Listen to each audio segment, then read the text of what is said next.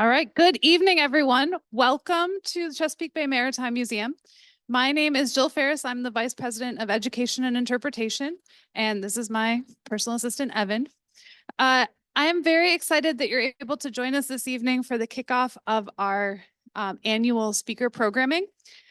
We will be continuing with speakers throughout the fall and into the winter, and I'm particularly excited about the lineup.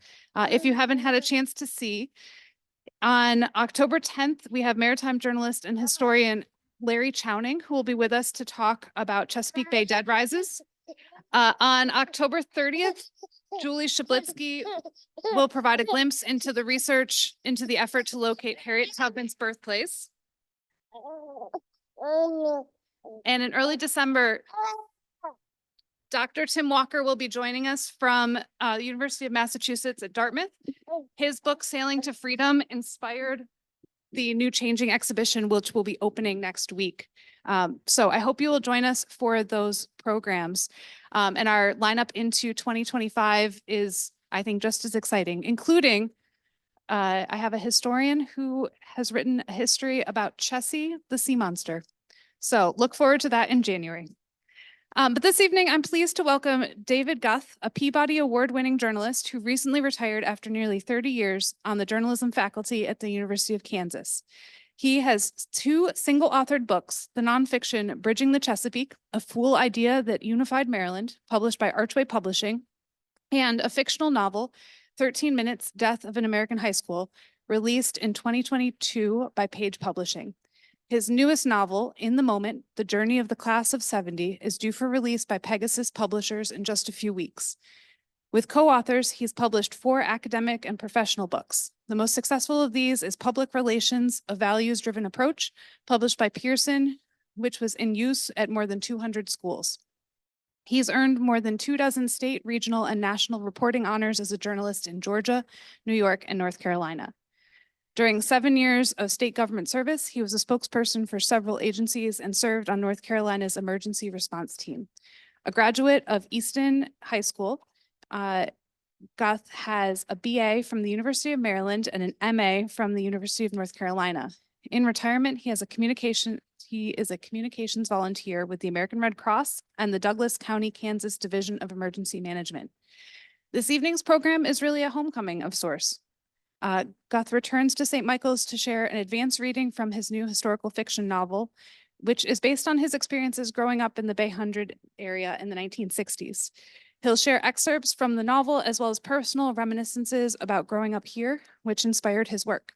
And I also want to recognize that tonight's event is generously sponsored by the Upper Shore Regional Folklife Center. So without further ado, I'm happy to turn the microphone over.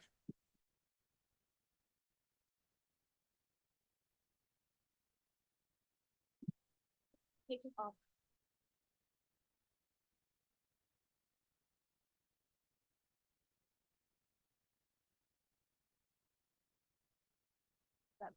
There we go. Oh, you can hear me. Well, good evening, everybody, and thank you very much for coming. And Evan, I want to thank you for your introduction. You did a great job. Didn't Evan do a nice job? It is a homecoming. I came to the reason I came back to Delmarva at this particular time was to attend my 54th high school reunion last Saturday night. I graduated from Easton High School, and how did all those people get so old? And well, how did I? But it was a lot of fun. And then my nephew, who lives here in Talbot County, on Sunday we went to see the Ravens and the Raiders play, and boy, that was a great game for 50 minutes. And then after that, well, you know, it is what it is. But I want to thank Jill Ferris, who made it possible for me to present here, because I said, you know, I'm going to be here. And the book isn't quite ready, but it would be very nice if I could talk about it. And she said, sure. So I'm really pleased to be here. And I thank you all for coming. Well, and again, thank you for joining me on this September 17th, which is, hello. Okay, do I have the wrong clicker? It is Constitution Day. Yes, this date in 1787, the delegates to the Constitutional Convention in Philadelphia signed the document that remains the framework for American governance. It was also this day in 1862 that the Battle of Antietam broke out. Although the battle was a stalemate, President Lincoln declared victory and issued the Emancipation Proclamation. But perhaps most momentous, it was on this date in 1996 that Oprah launched her book club. And as a budding author, I can assure you that I would really like to catch Oprah's attention. It is because I am a former journalist and a budding author that I'm here with you this evening. This is the second time I've had the honor of making a presentation here at the museum. But even before that, in 1965, I was here as a Boy Scout, and I was on flag raising duty the day the museum was dedicated. So I've had a long association with the museum. The first time I spoke here was 9 years ago, right after the release of my first solo authored book, Bridging the Chesapeake, a full idea that unified Maryland. I'll have some comments on the bridge and prospects for a new Bay Bridge later in my talk. Since then, I've tried my hand at fiction writing. My first novel, 13 Minutes, Death of an American High School, was published 2 years ago. It's a story about the causes and effects of a mass casualty shooting at a Missouri high school. I am proud of it, although I'll have to tell you the sales have been somewhat minuscule, so that's one more reason I really want to get on Oprah's good side. A second novel is due to be released by Thanksgiving. I really wish it were available now. However, that is out of my control. I see that most of you have picked up the handout and will serve as a reminder when you buy as many as you possibly can. Share it with as many people as you can. The name of the novel is In the Moment, Journey of the Class of 70. It follows a group of students as they navigate the turbulent 1960s at St. Michael's High School. And I plan to talk at length about that book and that period. But before I do, I want to make a few observations. First of all, I was trained as a journalist at the University of Maryland, so fear the turtle, and in this particular case, fear the sideburns. I practiced journalism for 2 decades and taught various aspects of journalism for nearly 3 decades. That having been said, I can tell you that writing fiction is harder than writing nonfiction. In nonfiction, your job is to uncover and interpret the facts. But when it comes to writing historical fiction, much of what you put on the page is a product of your own imagination. And when you have an intricate story with a number of plot twists, it can be hard to keep up with the where and when of who did what to whom. So I had to keep several pages of notes with the names and associations of the folks so I could just keep things straight in the story. Unlike my first fiction, which focuses on a contemporary issue, the second book is a blend of both fiction and history. As a journalist and historian, I really enjoyed blending my characters' stories into the context of an interesting and turbulent time. There's another observation I'd like to make. In addition to the 4 textbooks and handbooks I have co-authored, I have written books about the Chesapeake Bay Bridge, gun violence, and growing up on the Eastern Shore. That may seem somewhat scattershot, but they all have the same thing in common. They are subjects I am very passionate about. I find it easier to write about things that matter most to me. If you need to have, you really need to have your creative juices flowing to give you the energy to get through the long slog of writing a book and making it become a reality. I've had the idea of writing a coming of age on the Eastern Shore book for as long as I can remember. Now that I am retired, I finally had the time to do it. Now, for the record, I grew up on Gooseneck Road between Royal Oak and Bellevue, just like Robbie Vagant. On the screen, you see my 3-year-old self with my sister, my first grade class photo, and a view of Tar Creek looking toward Oxford from the backyard of my Gooseneck home. I lived there from my family's arrival on the shore in October 1955 until I left for college in September of 1970. My first 8 years of schooling were in St. Michael's. My last 4 were in Easton. As a child, I was prone to think that nothing exciting ever happened in this neck of the woods. But as a historian and with the benefit of some hindsight, I know better. Of course, when one writes about a time and a place with which they are familiar, it is inevitable that some personal biases come into play. But as a historian writing fiction, I tried to stay true to what I thought was the spirit of the times. Now, that having been said, as I take a pause to refresh, that having been said, I don't think I would be alone in suggesting that the entire trajectory of the 1960s changed at 12:30 p.m. Central Time on November 22nd, 1963. That was the moment that President John F. Kennedy was assassinated in Dallas. Some have argued it was also the moment that America lost its innocence. I was in Rachel Donahue's 6th grade class at St. Michael's Elementary when I first heard the news. And I have described that moment with some poetic license in my book.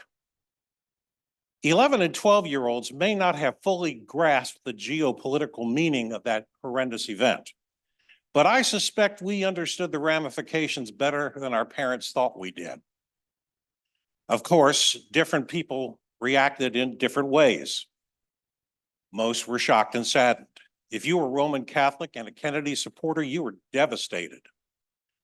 There were a few, though, albeit a minority, who were glad to see JFK gone, and I do reflect those differences in my book. The 1960s were a tumultuous time throughout America, especially on the Eastern Shore. In my book, I write that there were 3 Talbot counties: the affluent professional white-collar Talbot, the lower to middle class blue-collar Talbot, and the Black racially segregated no-collar Talbot. And obviously, one of the most important areas of change during this period was desegregation and matters involving race. Ever since the 1954 Supreme Court decision in Brown versus Board of Education, it was inevitable that Maryland schools would desegregate. That process came slowly on the Eastern Shore. For several years, Talbot County had what was known as freedom of choice. Parents could decide to send their kids to any schools they wanted. However, if you were a Black student, you'd have to take a test to gauge your academic level and to go through a personal interview with the principal. Ironically, this process was a tacit admission that the county's Black schools were separate but unequal to the white schools. Many Black parents were reluctant to send their kids to clearly superior white schools out of fear of the environment they may face. However, the county eventually became fully desegregated. It was my observation that students were frequently more accepting of change than their parents. I was in the 7th grade at St. Michael's Junior High School, and it was in the 7th grade that I attended a class with Black students for the first time. It was in Bruce Frizzell's shop class that I shared a workstation with Gilbert Caldwell, one of the school's first Black students. And I am very proud to say that I am still a friend of Gilbert's. I am grateful for the insights he gave me into the Black student experience. Was there hostility toward Black students? In some cases, yes. However, I feel that most students took this change in stride. And while students tended to self-segregate into their own social clusters at first, it was less evident by the time they reached their senior year. But there was another form of integration taking place. As I note in my book, by the time students reached the 7th grade, kids from Tillman Elementary started attending junior and senior high in St. Michael's.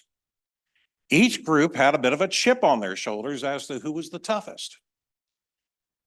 In fact, I can remember that there were more Tillman St. Michael's fights than those among the blacks and whites. Unfortunately, I was at the losing end of one of those. Of course, the question of race was being played out on a much larger stage in the 1960s, and nowhere was that more evident than on the Eastern Shore town of Cambridge. Twice in that decade, in 1963 and again in 1967, full-fledged race riots broke out in the Dorchester County seat. In 1963, there were street battles between blacks and whites over unequal access to public facilities. Blaming outside agitators, Governor J. Millard Tawes called up the National Guard, which effectively occupied Cambridge for 16 months. Trouble almost flared up again in 1964, when Alabama Governor George Wallace, an unrepentant segregationist, brought his protest presidential campaign to the all-white Dorchester Business and Citizens Association. 400 black residents defied curfew to protest Wallace's visit. The National Guard effectively kept the two groups apart. Now, it should be noted that Wallace's message resonated beyond the Eastern Shore. In the 1964 Democratic presidential primary in Maryland, the Alabama governor received nearly 43% of the vote and carried 16 of the state's 23 counties. That was a higher percentage of the vote than in the two other states Wallace contested against Lyndon Johnson stand-ins. The second riot occurred in July 1967, when someone took a shot at H. Rap Brown, leader of the Student Nonviolent Coordinating Committee. He was giving a speech from on top of a car on Race Street when he was grazed by buckshot. Now, of course, Brown didn't help matters when he inflamed the crowd by declaring, "Don't try to love that honky to death, shoot him to death, shoot him to death." After he was grazed by buckshot, Brown quickly skipped town as passions boiled over. 16 buildings and a school were burned. Parts of Cambridge looked like bombed out Berlin at the end of the Second World War. Race played a major role in Maryland politics in the 1966 gubernatorial election. George P. Mahoney, a Wallace-style Democrat with the campaign slogan, "Your home is your castle," won the party's nomination in a tight 8-way race with just over 30% of the vote. That opened the door for Baltimore County Executive Spiro T. Agnew, a Republican moderate. Agnew won the general election, aided by the split in the Democratic Party. A large number of black voters who couldn't support Mahoney deserted the party and voted for Agnew. Ironically, it was after the Baltimore riots following the assassination of Dr. Martin Luther King in 1968 that Agnew moved into national prominence. Despite being elected with substantial black support, Agnew blamed the riots on circuit riding, Hanoi visiting, caterwauling, riot inciting, burn down America type leaders. That bombast caught the attention of Republican presidential candidate Richard Nixon, who would later tap Agnew as his vice presidential running mate. However, for the students in the class of 1970, race was not a topic that we often heard broached in the classroom. We certainly didn't discuss lynchings in our 5th grade Maryland history classes. Considering the volatility of the times, I certainly understand. But it wasn't until I was an adult researching my book about the building of the Bay Bridge that I began to realize the depth of racial animus that existed in my home state. And by the way, for the record, there were more lynchings on the Western Shore than there were on the Eastern Shore. Another change that occurred during the 1960s was a growing distrust of government. And while the conservative Eastern Shore tended to wrap itself in a blanket of patriotism, some voices of dissent emerged. That's why George Wallace found support on the Eastern Shore. In 1964, he was the anti-establishment candidate. 4 years later, Richard Nixon rode a wave of dissatisfaction against the status quo all the way to the White House. Now, for some, the battle over civil rights was a catalyst for this distrust in government. But for others, It was the war in Vietnam. When I think I had it right. Sorry. It was the war in Vietnam. The war was an issue that cut across racial and political lines. And while the war may have been fought on the other side of the world, it was felt virtually in every corner of America. More than 109,000 Marylanders were among the 2.7 million Americans who served in Vietnam. Based on percentage of population, that means somewhere between 6,000 and 7,000 Eastern Shoremen served in that conflict. Of the 58,220 Americans who died in Vietnam, more than 1,000 came from Maryland, and according to Defense Department casualty figures, 64 of those came from the Eastern Shore. It was during the 1960s that we first heard the phrase credibility gap, a belief that the government was not being entirely truthful. And while there were few anti-war demonstrations outside of college campuses, such as those in College Park and Princess Anne, there existed a growing divide between those who wanted to win the war to defeat communism and those who just did not understand why we were there in the first place. Now, I can tell you from personal experience that Vietnam had a looming presence in Talbot County's high schools, especially among the young men approaching their 18th birthdays and draft eligibility.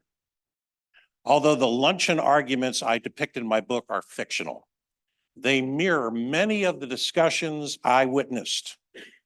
Now, in fairness, I would say that a majority of the students were willing to give LBJ and later Nixon the benefit of the doubt, but it was far from unanimous. In addition to the credibility gap, the 1960s saw a widening generation gap. Now, truthfully, I suppose we see that, or at least something like that every generation. And as is often the case, the generation gap of the 60s is reflected in that decade's music.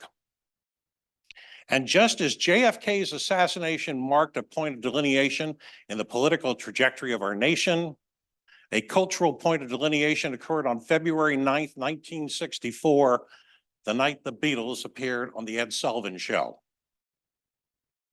Before John, Paul, George, and Ringo appeared on our televisions that night, no self-respecting boy would dream of having long hair.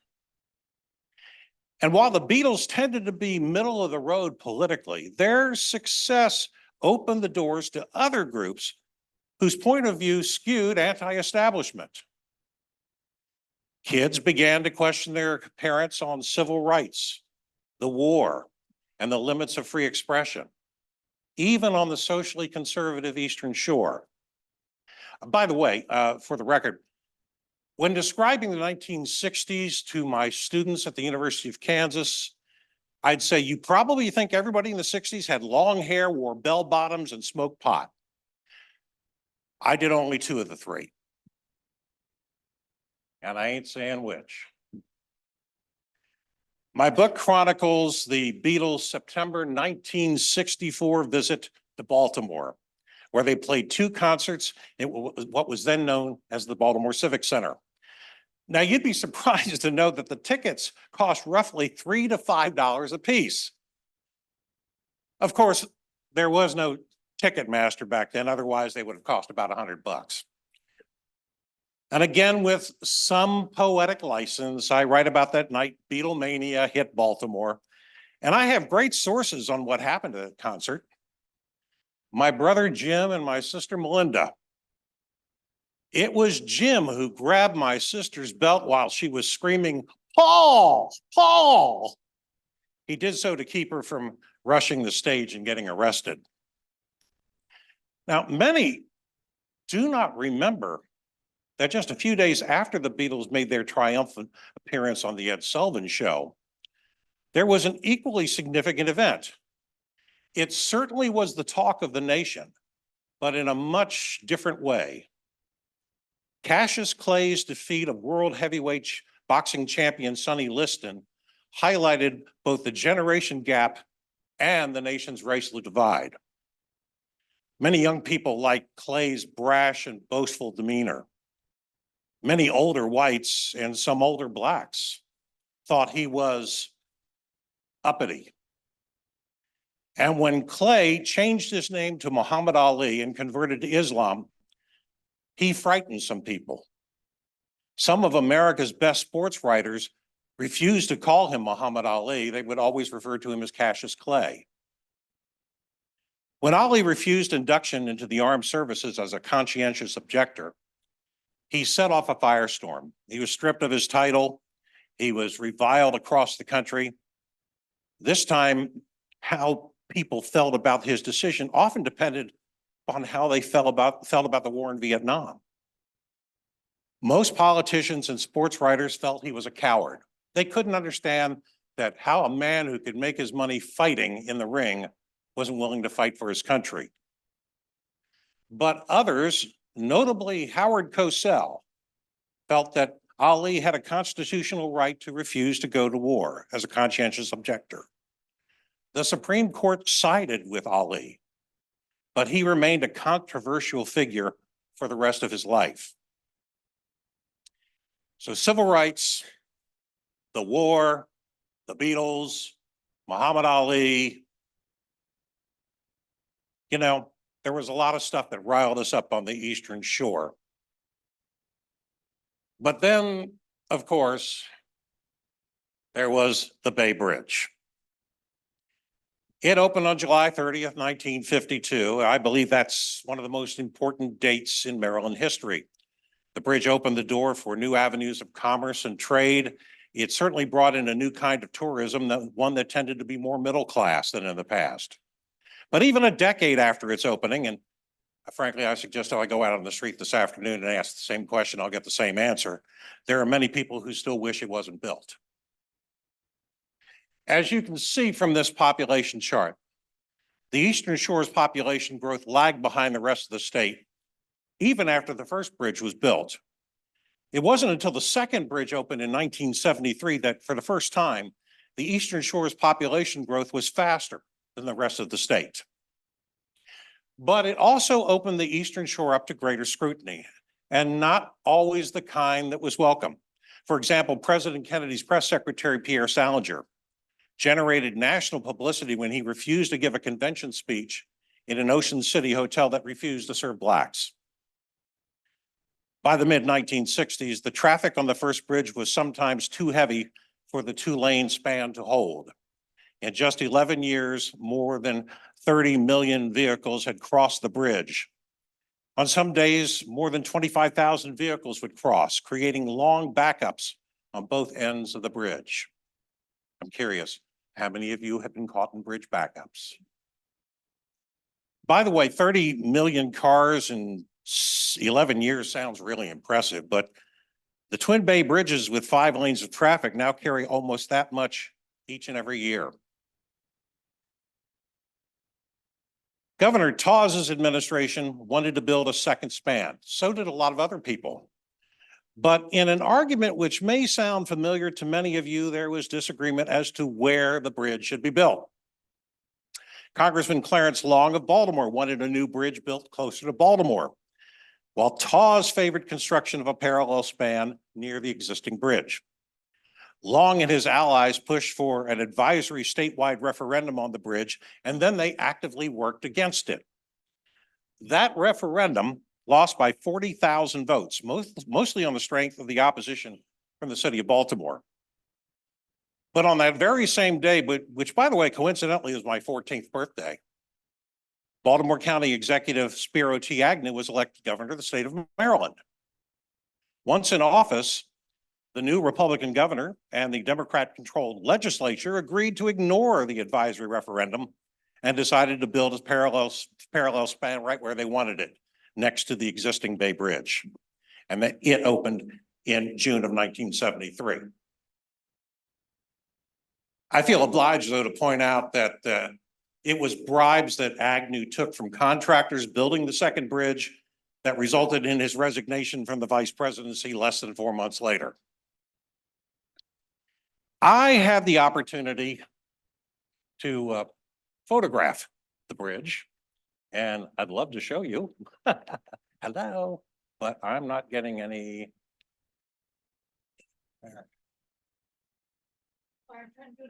Well, anyway, you may catch up with me. I actually photographed the bridge. There we go, some of my pictures. I climbed the suspension cable to the top of the westernmost tower. I did this as part of a TV project for my major at the University of Maryland. Now, my mother was afraid to drive across the bridge. When I told her what I had done, she nearly had a heart attack. But by the way, I got an A on that project.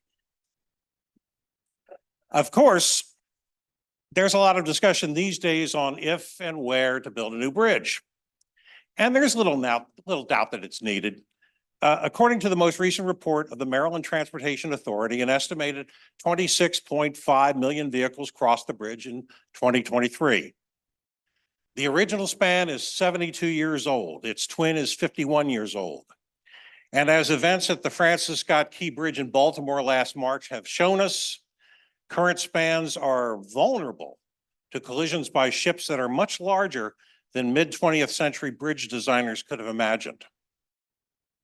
So the state of Maryland has conducted a couple of studies concerning the feasibility of building a new bridge, and there is broad consensus that one is needed. However, there is no consensus as to where. So a blue ribbon panel looked at 14 possible crossing sites. If we can switch.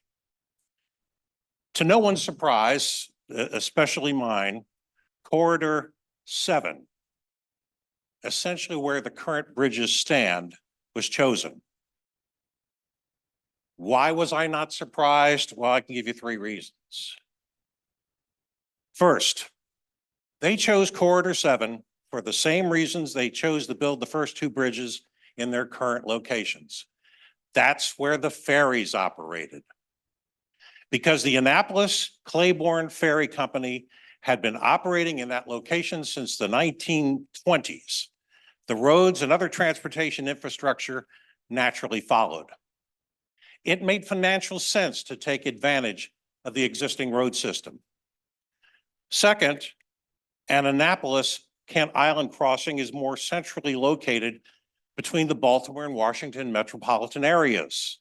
Call it a happy medium. And third, most important, there is less public opposition to Corridor 7 than any other site. Building a bridge at a new crossing would require new highways and could dramatically alter each location's cultural, financial, and natural environment. And a common refrain from people living near the other proposed bridge crossing sites has been, "Not in my backyard."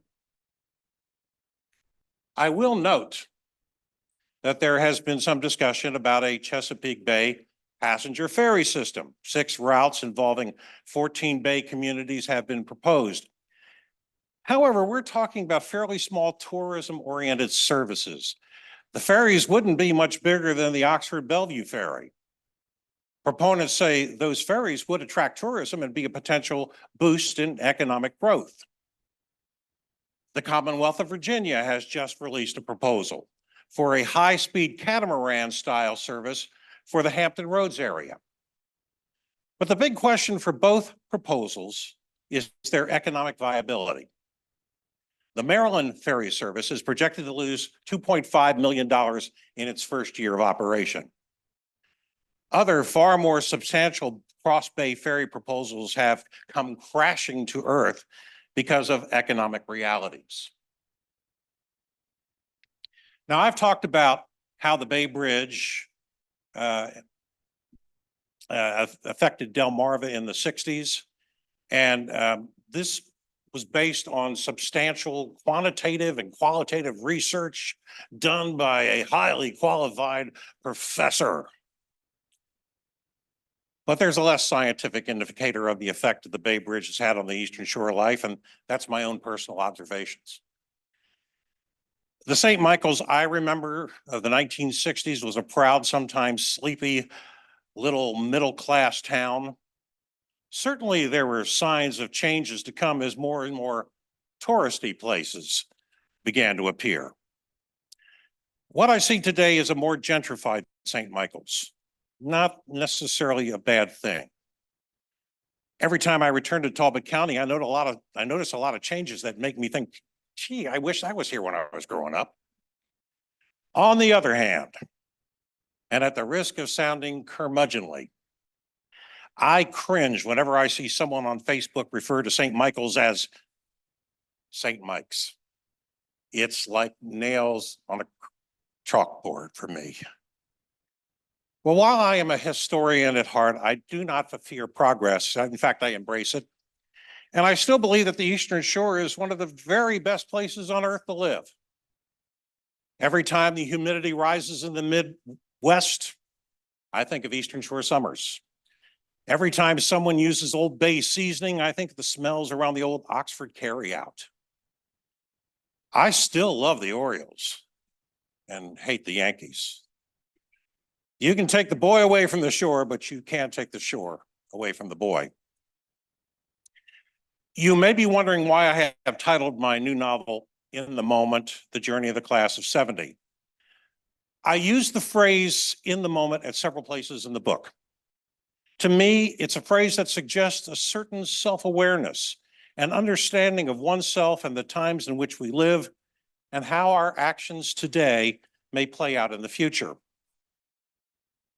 You get a sense of this meaning when we reach the part of the book where fictitious Talbot County School Superintendent Paul Summerfield speaks to the equally fictitious 1970 graduating class of St. Michael's High School. Here is that passage, slightly edited as not to give away plot lines. For the most part, the superintendent's speech is the same one he's given in years past. He praises the students, the parents, and the teachers. He thanks the community for their continued support, especially donors to the school foundation. He also extols the virtues of living on the Eastern Shore and in the United States of America, the greatest country on earth. But then Summerfield departs from his traditional text to discuss the unique place the class of 1970 has had in the life of the community. These graduates have witnessed some amazing events during their 4 years of high school, he says. They've seen 4 men walk on the moon. They've seen the peaceful transition of power with the election of a new president. And yes, they've also been witness to the tragedy of assassinations and war. Tonight, when they leave this gymnasium, they will be walking out into a vibrant, exciting, and sometimes confusing world. They may ask themselves if they are prepared for this moment. Then, raising his voice to provide emphasis, Summerfield proclaims, "To them I say, yes, you are. How you have presented yourself these past 4 years fuels my confidence." There were some who said that racial integration would never work on the Eastern Shore. You, the class of 1970, have proved them wrong. To Summerfield's surprise, his remarks are interrupted by a round of sustained applause. Rusty and Michelle Jenkins silently look at each other as if to acknowledge that their earlier fears about having their son go to school with Negroes are unfounded. Orlando and Violet Gibson both think they are grateful that their daughter talked them into letting her go to a previously all-white school. The high school years are filled with 1,000 experiences, both big and small, Summerfield continues. The thing is, in the moment, you may not know the importance of each event until years later. That's why my message to the graduating class of 1970 is this: live in the moment, cherish each moment. What you do and say today may have a profound impact upon you, your family, and your community far into the future. So as you leave here tonight, it's okay to think about tomorrow, but don't forget to enjoy who you are and where you are today. This is your time. This is your place. Embrace it for all it's worth. I'll be honest with you, I wish my high school graduation speaker was that inspiring, but I don't even remember who it was. But of course, we should remember that this is a work of fiction. It should not be taken as a true record of what did or did not happen in St. Michael's in the 1960s. It is not the truth. But I have made an effort to see that it rhymes with the truth. That is a true reflection of the tenor and the tone of the times. Now, in a couple of months, I will celebrate my 72nd birthday. And while I'm in decent shape for an old coot my age, I am aware that any visit I make to the Eastern Shore may well be my last. That's why I treasure this opportunity to live in the moment, to return to my spiritual home, to reacquaint myself with classmates from a half century gone by, and to speak with you at this outstanding museum about my newest book, a book that is, in its own way, a love letter to the Eastern Shore. Thank you, and I welcome any questions you may have.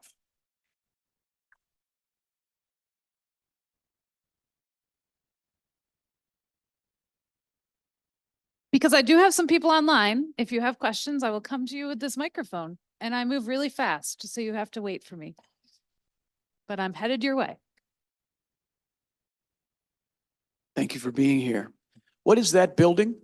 Was there in St. Michael's High School in 1970? And if so, why did you choose St. Michael's High School and not Easton High School where you went? A very good question. The answer to the first part is yes, that is St. Michael's High School.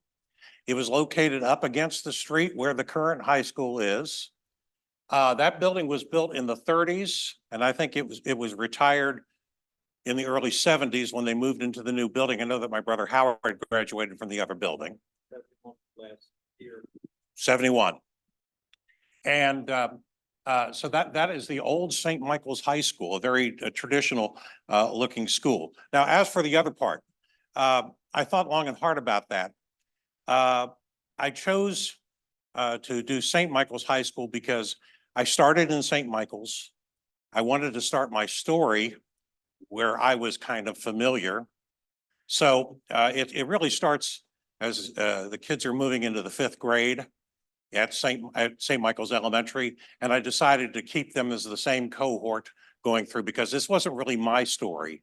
This was sort of a collection of stories about an imaginary class. So that's why I chose St. Michael's over Easton. Other questions?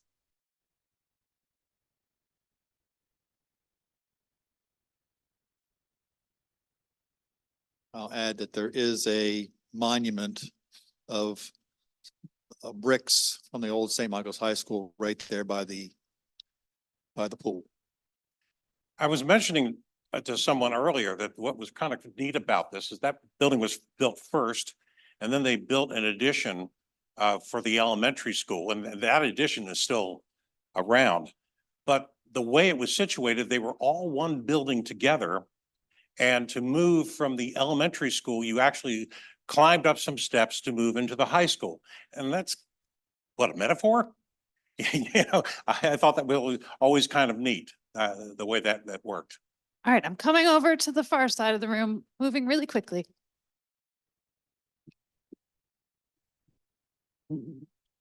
I was also seem to remember it only had 2 bathrooms too. Yeah, I attended elementary school at the Frederick Douglass School, which was by Perry Cabin. And then I attended middle school at this school, and then high school, I graduated from the current. Mhm. So I did attend middle school here, Frederick Douglass Elementary School, and then the current elementary or high school. And Well, I back was in my one, day, I was we one called of the it, first, back in my day, we called middle school junior high school. correct. But elementary was I should mention, by the way, that I do cover St. Michael's Elementary, but I also covered Tillman Elementary and Frederick Douglass Elementary. In terms of Frederick Douglass, that's where my friend Gilbert Caldwell became so valuable. We had an awful long conversation about what it was like, what he had to deal with, what was, because I knew nothing about Frederick Douglass. So really at the beginning of this story, it's the story of 3 elementaries being blended into one high school. Yes. Here I come.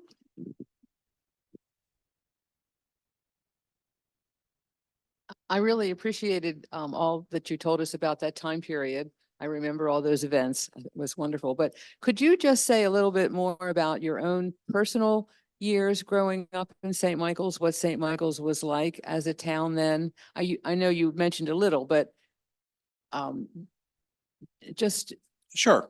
Well, I grew up in the Royal Oak Metroplex.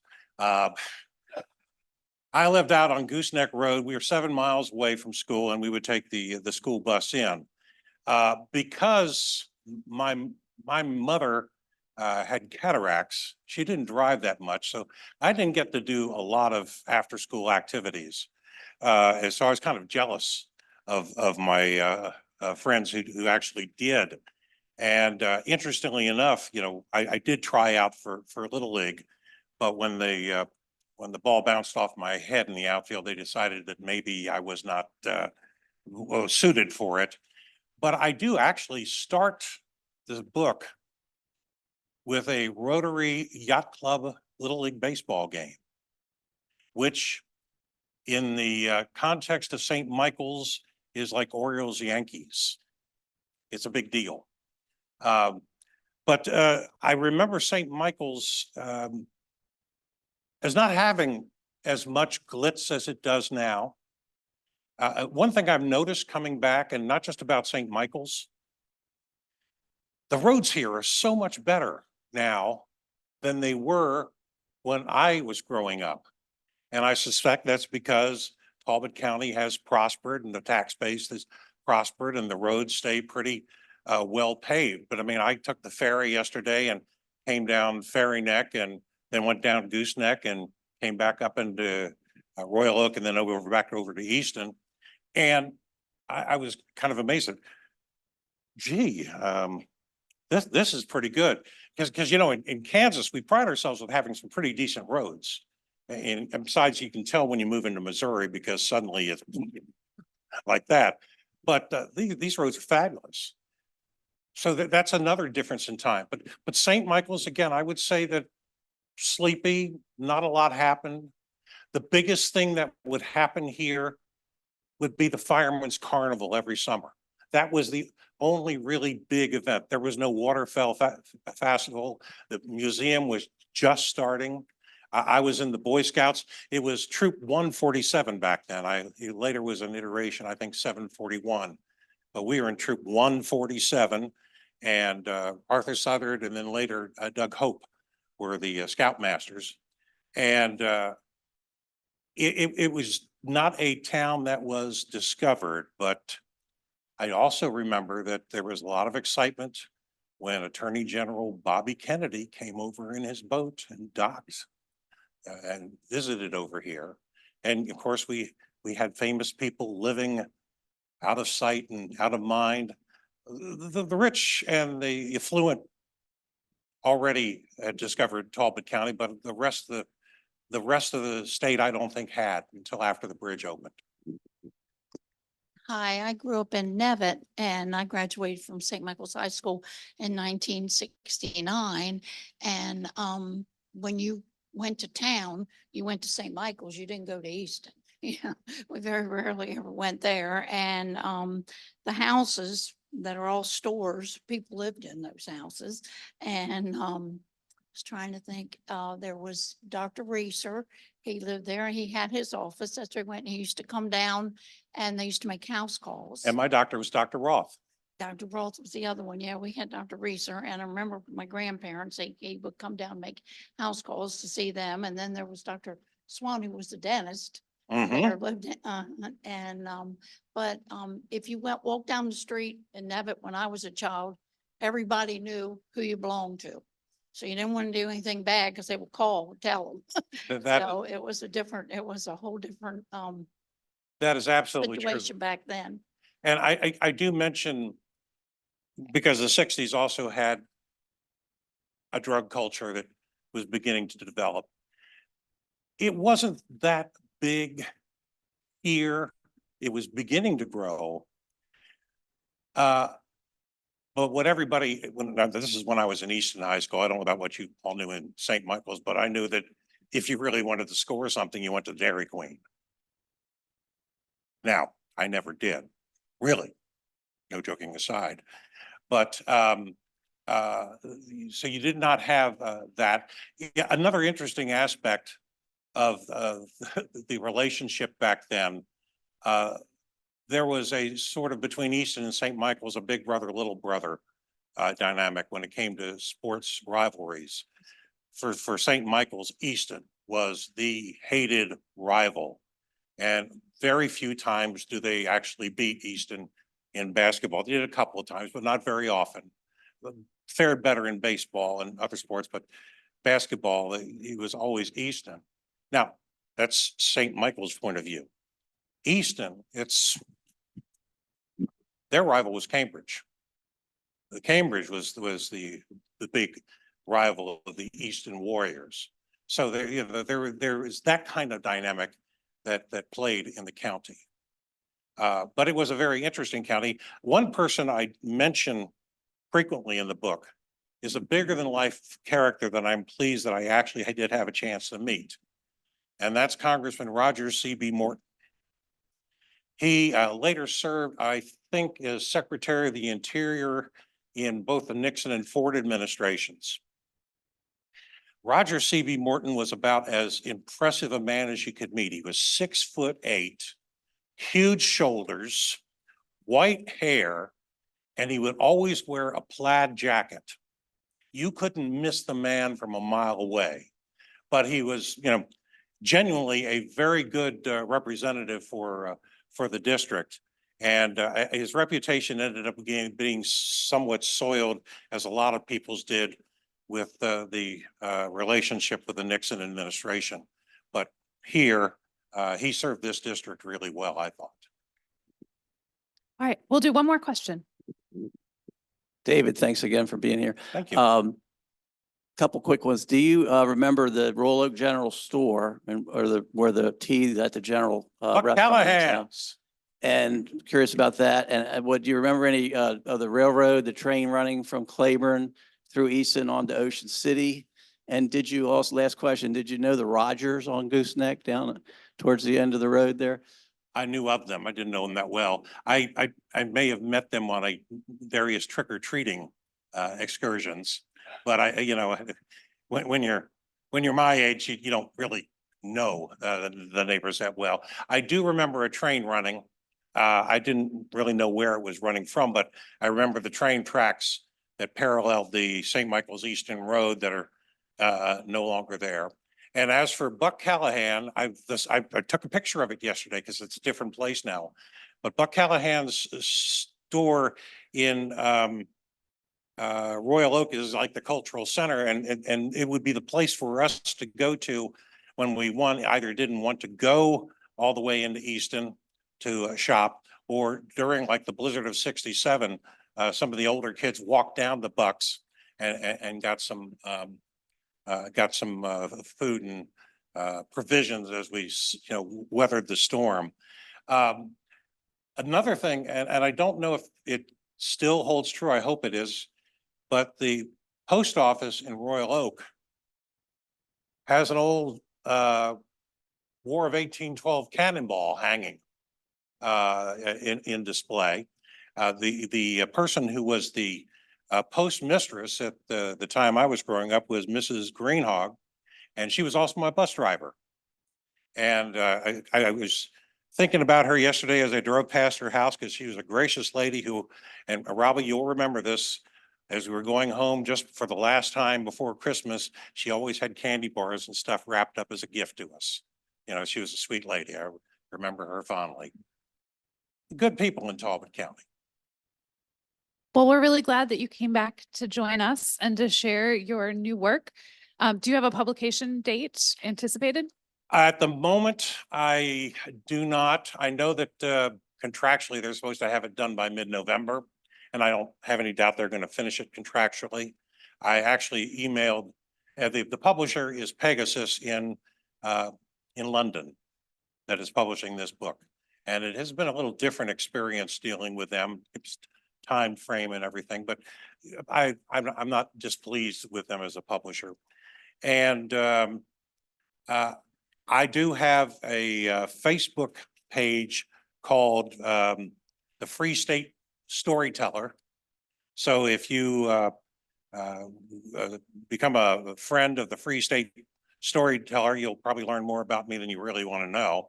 But also, I will certainly be making an announcement then as to when the book will be available. And I'll probably try to get some publicity here in Talbot County too, to let them know it's coming. Excellent. Well, thank you so much. It's been great to spend the evening with you. Thank you. It's been my honor.